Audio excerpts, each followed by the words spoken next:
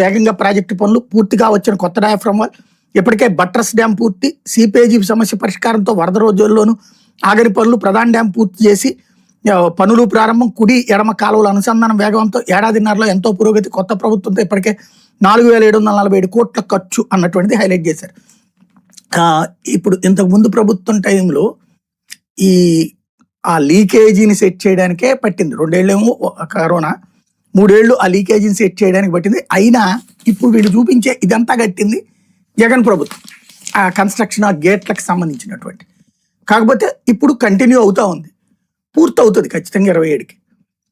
అయితే మొత్తం క్రెడిట్ అంతా చంద్రబాబుకి ఇవ్వాలి, ప్రారంభించిన రాజశేఖర రెడ్డికి ఇవ్వకూడదు.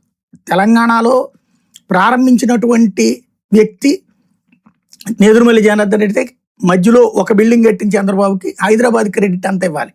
అదే సందర్భంలో మధ్యలో వేరే వాళ్ళకి క్రెడిట్ ఇవ్వకూడదు. ఈ క్రెడిట్ అన్నటువంటి కాన్సెప్ట్లకు బాగానే ఉంటుంది. పోలవరం ప్రారంభం రాజశేఖర రెడ్డి అయినా పూర్తవుతోంది చంద్రబాబు నాయుడు కాబట్టి క్రెడిట్ ఆయనకే ఇవ్వాలన్నటువంటి కాన్సెప్ట్తో ఎప్పటి నుంచి బిగిన్ అయింది. లేకపోతే వాణిజ్య